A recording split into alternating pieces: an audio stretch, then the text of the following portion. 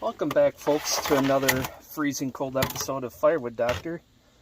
Today I'm going to be sharpening up a couple of saw chains, basically talking about prepping them. I'm looking for if there's a master link on here with the shiny, plating. Okay, I got shiny rivets. This must be the master link.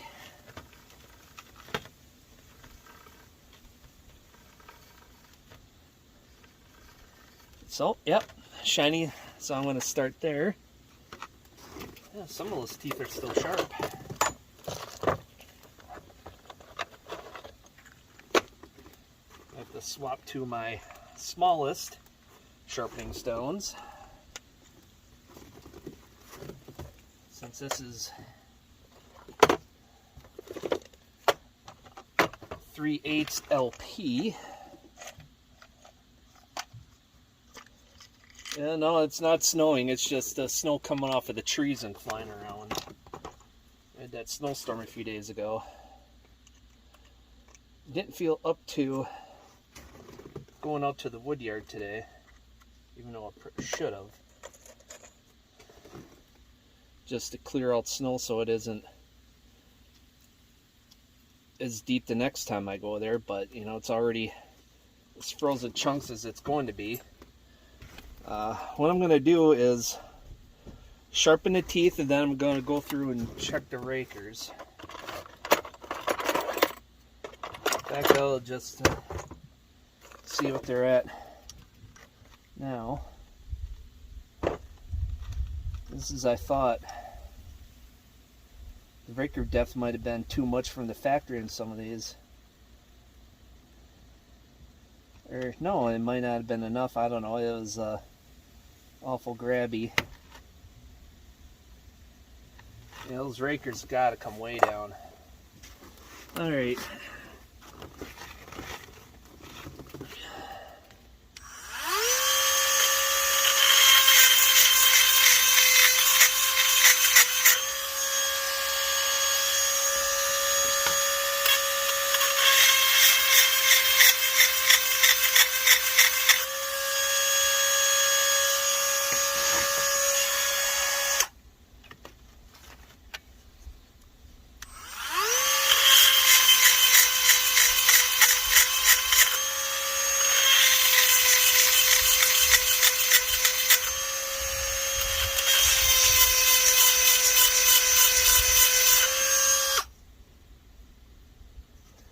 That's really nice and sharp.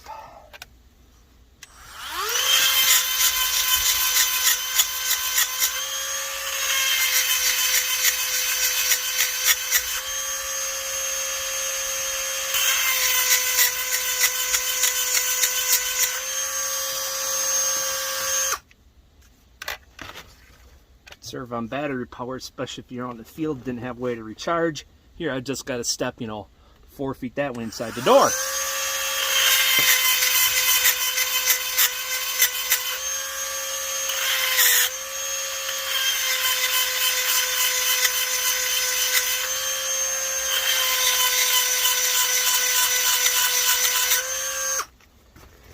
That way I can be sure in this cold that there's going to be enough battery charge to do at least one full chain.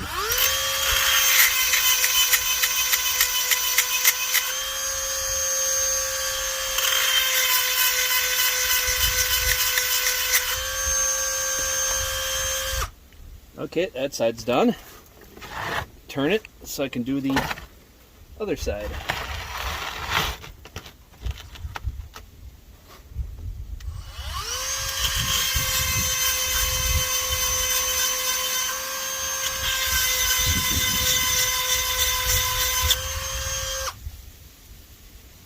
Oh, that's so much nicer than even the factory sharpening.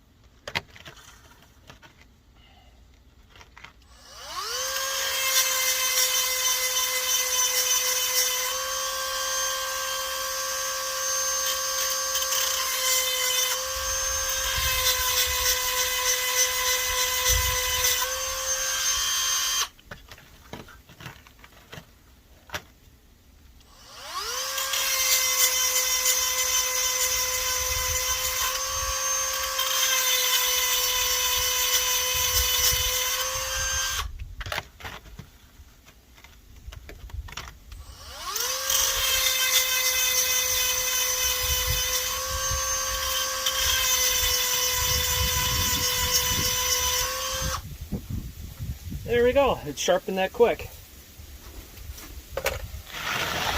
Didn't take a whole lot off. And I'm freezing out here. Okay, I'm going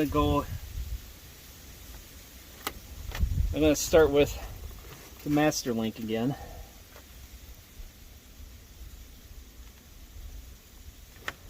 See how many strokes it takes to get that depth down.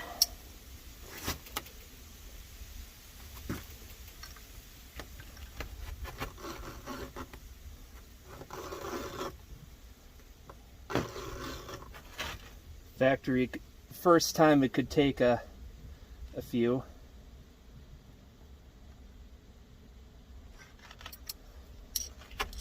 After that, you don't need to do that much at a time. So I'm going to go with 4.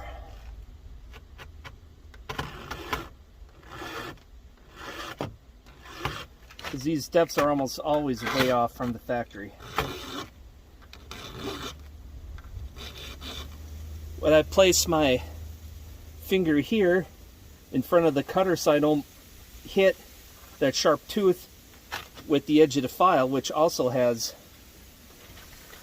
ridges to file. Now, the reason why I'm not doing both sides at the same time, because these files are directional. You can only cut one way.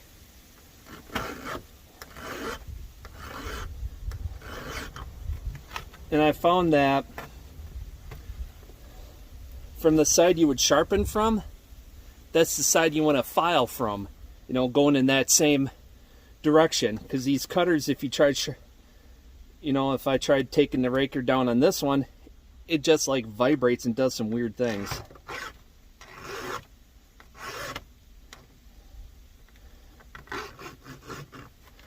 So and I'll demonstrate that when I get to the other side.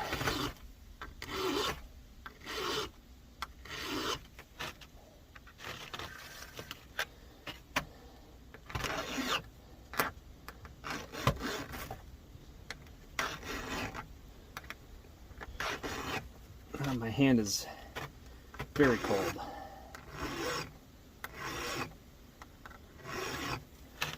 Maybe I'll get one chain sharpening done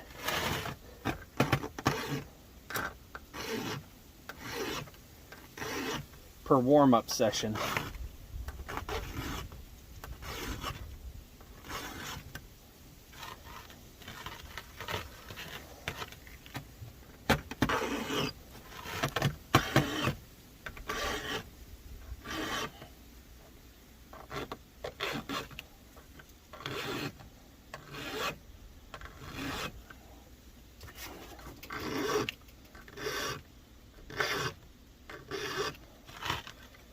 Well, if the cutter's being sharper than before, even the factory sharpening, this is way sharper than the factory. It's a little bit more. It should cut a little better and grab less. Now, here's us going on about when filing from the same side. It's just a thing I do. You can go this way, go this way, go this way, go that way. I just do it this way. See? That makes that weird sound. It doesn't go the best. So I'm going to do it on this side.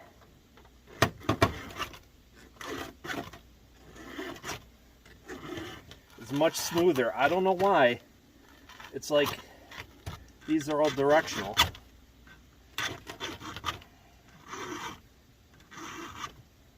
Maybe it's the way the raker is, the way it's made. It's tilted slightly to that side of the bar, the side you're pushing towards, the file towards. If someone's a saw chain expert, or they know how these are made, maybe you can answer that.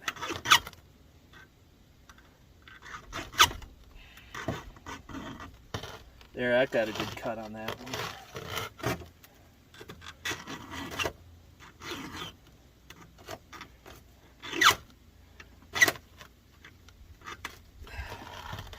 Just not. There we go.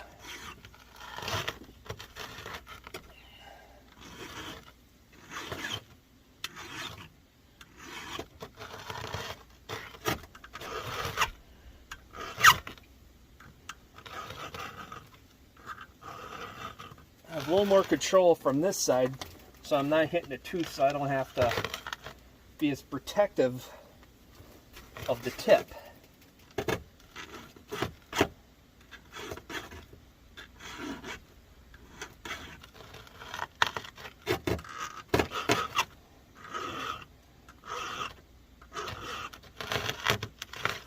Now, like I said, when I go to do the rakers more, the next time I may only have to do 1 or 2 strokes, but the initial one on a new chain, you may have to go, like as many as 4 like I'm doing now.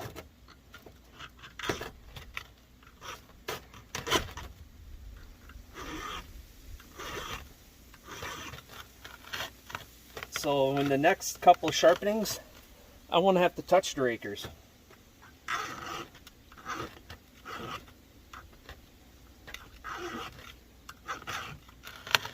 Unless I really bugger it up where you have to really take a lot off the tooth, you're not going to have to worry about taking the rakers down every time.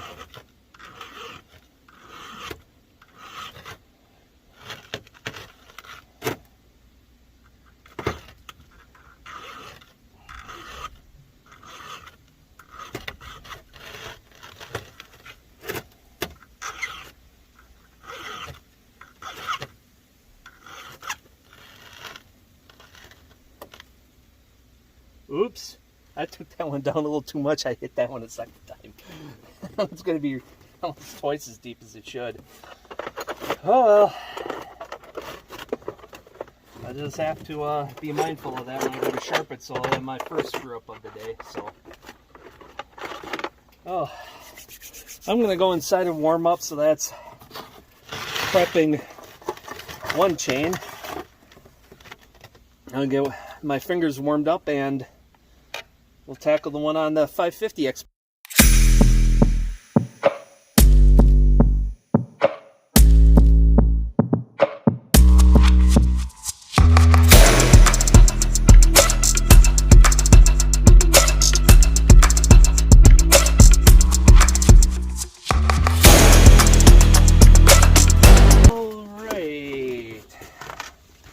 Alright, for this one I got something a little different.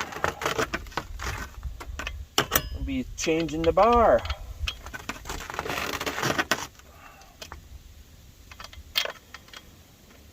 You're probably like, what are you talking about?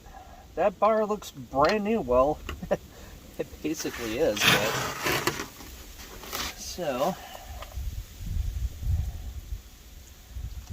as I'm swapping out to a new bar, a lightweight bar. I love these captive bar nuts. I always freaking out. It's like, oh my gosh, I'm at the end. I gotta hold on to it. Oh wait, no, I don't.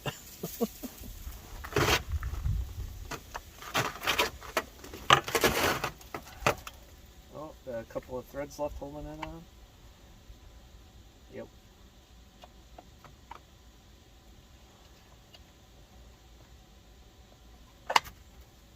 There we go.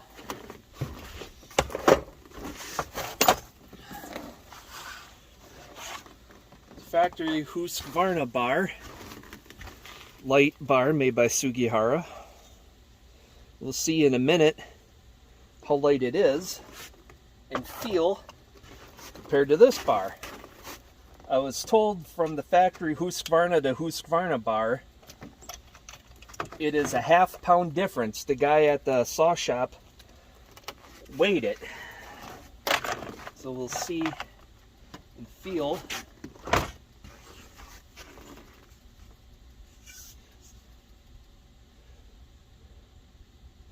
Oh, stretched out. Yeah, I can feel the difference. It's a slight difference, not a ground-shattering or not a, life-changing experience, but it is lighter. Sprocket's getting a little worn. I'm gonna have to maybe change that at some point. Yep, put the chain on the correct way.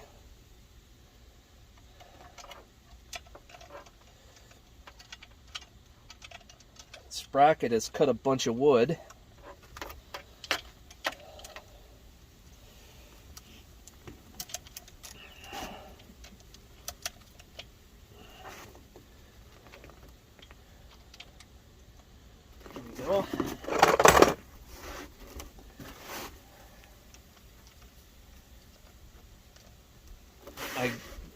see, now I gotta line up the holes. More importantly, get the bar to line up. The hard part is keeping the chain lined up, and it just slipped. Son of a gun.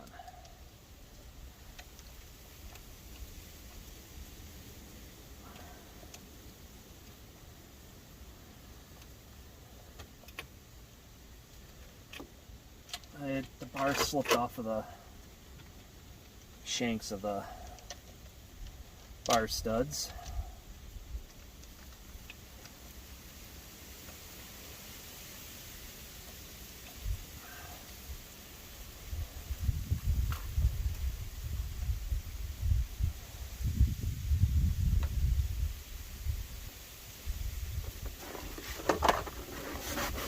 Tighten that up.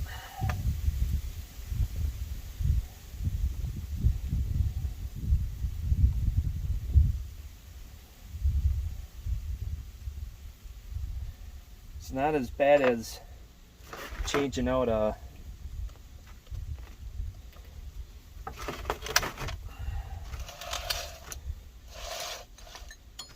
chain, swapping it all for a new chain.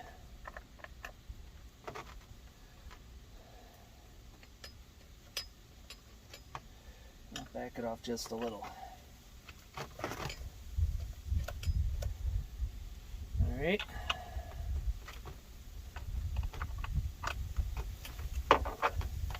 I'm wearing gloves for this. My fingers are absolutely freezing.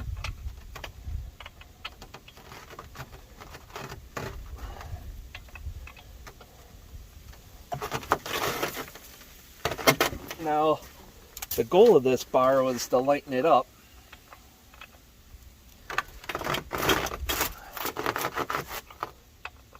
So it'd be close to the weight of the Echo, of which is no longer with me. Wow, that does seem. Now on the saw, it feels really light. Look at this. Look at that weight balance. It seems almost perfect. Boy, is that. That feels. And it looks good too. Alright.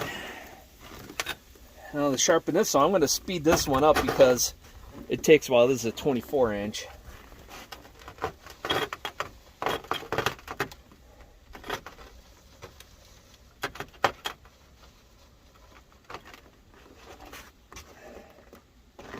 I'm going to get my gloves and sharpen it.